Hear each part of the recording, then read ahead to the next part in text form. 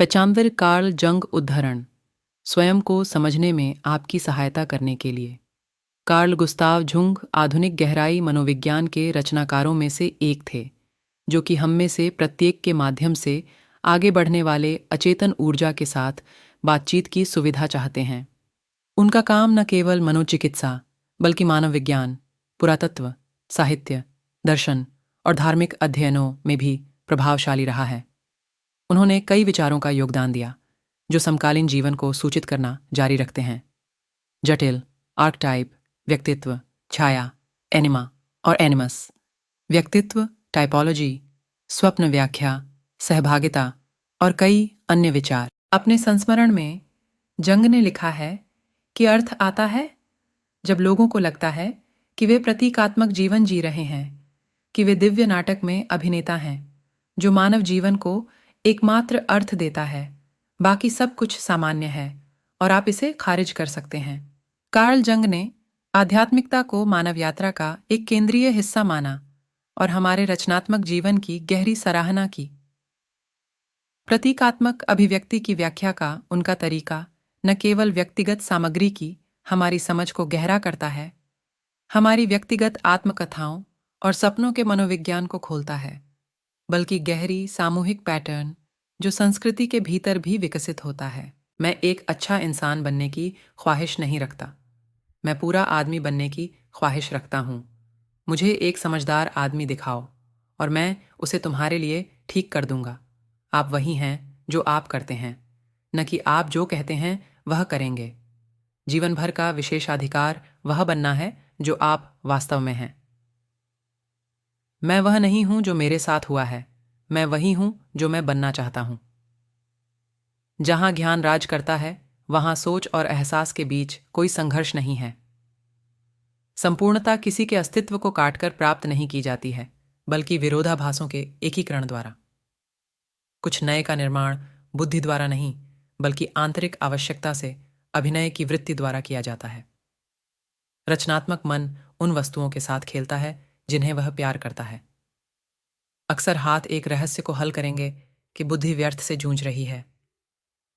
यह सब इस बात पर निर्भर करता है कि हम चीजों को कैसे देखते हैं, न कि यह कि चीजें अपने आप में कैसी हैं। एक अर्थ के साथ कम से कम चीजें जीवन में इसके बिना सबसे बड़ी चीजों की तुलना में अधिक मूल्य की हैं। नशा का हर रूप बुरा है, चाहे वह नशा शराब, मॉर्फिन या आदर्शवाद हो। आपके दर्शन केवल तभी स्पष्ट होंगे जब आप अपने स्वयं के हृदय में देख सकते हैं। जो बाहर देखता है सपने देखता है, जो भीतर देखता है जागता है।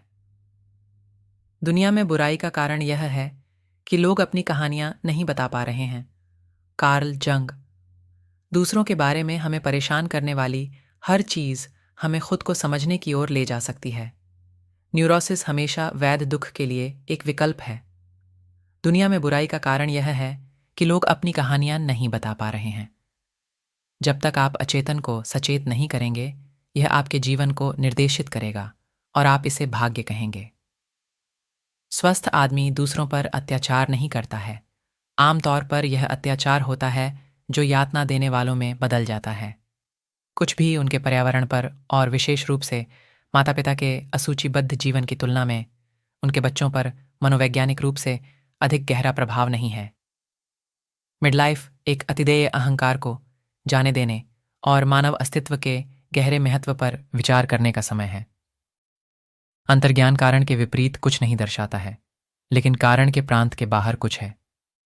जूता जो एक व्यक्ति को फिट बैठता है, वह दूसरे को छुटकी लेता है। सभी मामलों के अनुकूल रहने के लिए कोई नुस्खा नहीं है।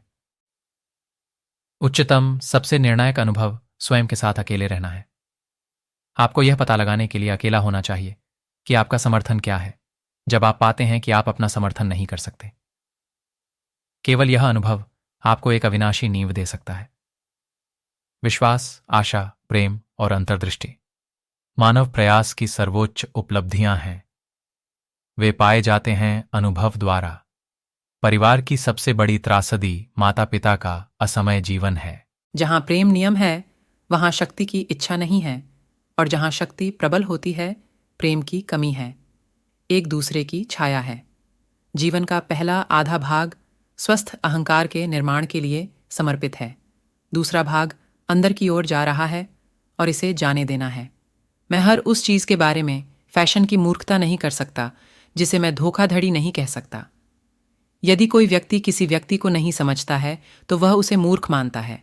बच्चों को शिक्षित किया जाता है कि उनकी बातों से क्या बड़ा हुआ है और क्या नहीं।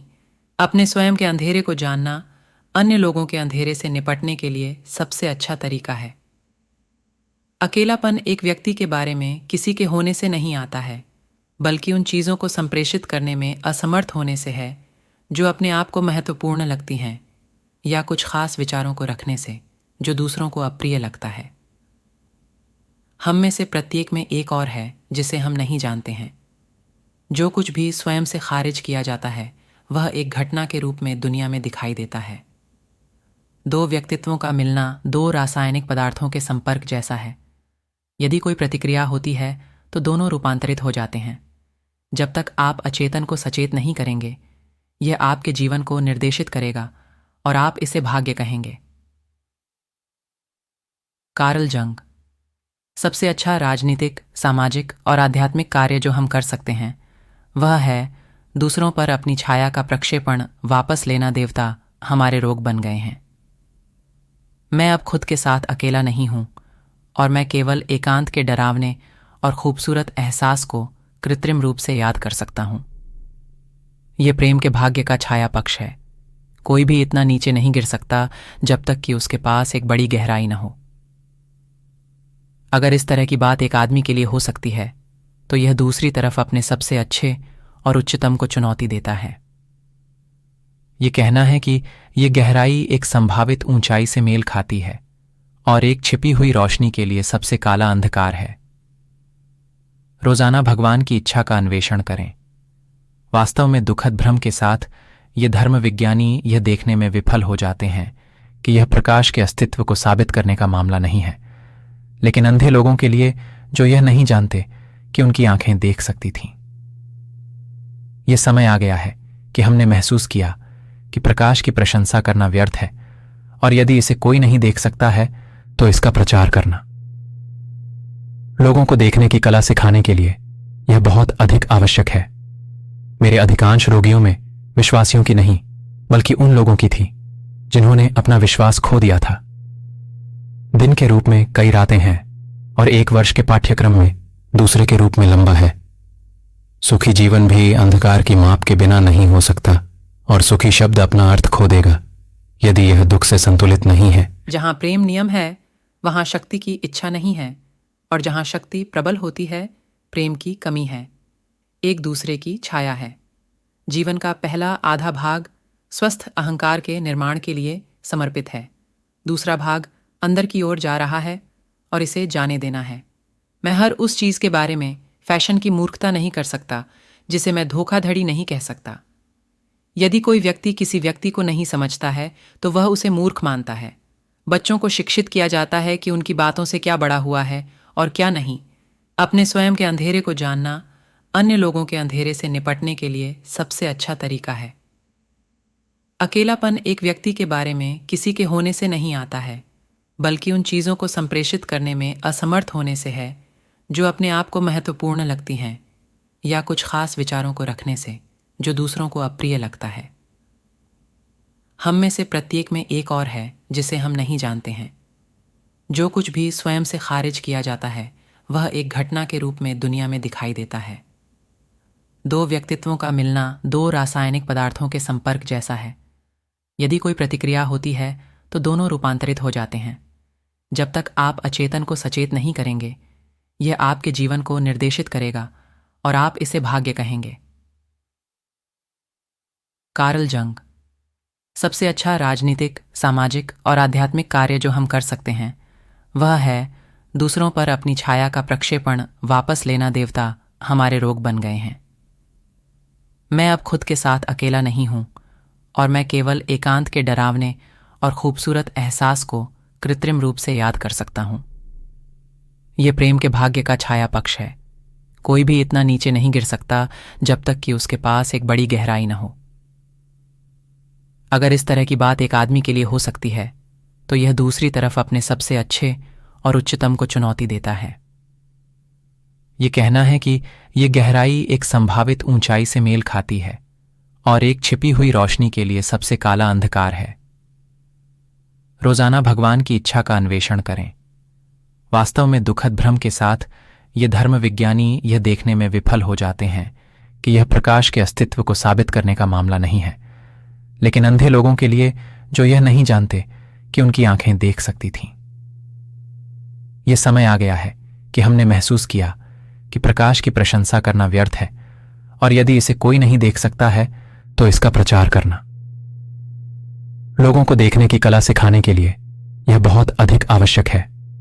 मेरे अधिकांश रोगियों में विश्वासियों की नहीं, बल्कि उन लोगों की थी जिन्होंने अपना विश्वास खो दिया था। दिन के रूप में कई रातें हैं और एक वर्ष के पाठ्यक्रम में दूसरे के रूप में लंबा है। सुखी जीवन भी अंधकार की माप के बिना नहीं हो सकता, और सुखी शब्द अपना अर्थ खो देगा यदि यह दुख से संतुलित नहीं है। औसत आदमी की अंतरात्मा की सतह के नीचे गहरी वह एक आवाज सुनते हुए फुसफुसाता है, कुछ सही नहीं है। सार्वजनिक राय या नैतिक संहिता द्वारा उसके अधिकार का कितना समर्थन किया जाता है। गलतियां आखिरकार सत्य की नींव हैं, और अगर कोई आदमी नहीं जानता कि क्या चीज है, तो यह कम से कम ध्यान में वृद्धि है अगर वह जानता है कि यह क्या नहीं है। यदि रास्ता साफ होने से पहले आप शायद किसी और पर हैं, कोई भी, जब तक वह जीवन की अराजक धाराओं के बीच चलता है बिना परेशानी के है। प्रत्येक मानव जीवन में एक क्षमता होती है। यदि वह क्षमता पूरी नहीं होती है तो वह जीवन बर्बाद हो गया। जितनी बड़ी भीड़ उतना ही नगण्य व्यक्ति। लोग कुछ भी करेंगे, चाहे वह कितनी भी बेतुकी हो, अपनी आत्मा का सामना करने से बचें। एक रचनात्मक व्यक्ति के पास अपने जीवन पर बहुत कम शक्ति होती है। वह स्वतंत्र नहीं है, वह कैप्टिव है और अपने डेमोन द्वारा संचालित है। मेरा पूरा अस्तित्व कुछ अज्ञात के लिए चाह रहा था जो जीवन के भोज पर अर्थ प्रदान कर सकता है।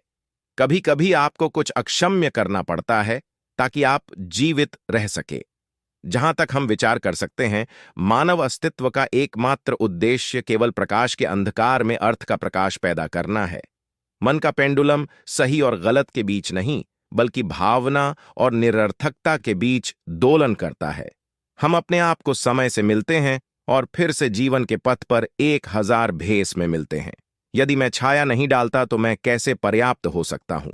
मेरे पास एक अंधेरा पक्ष भी होना चाहिए यदि मैं संपूर्ण हूं।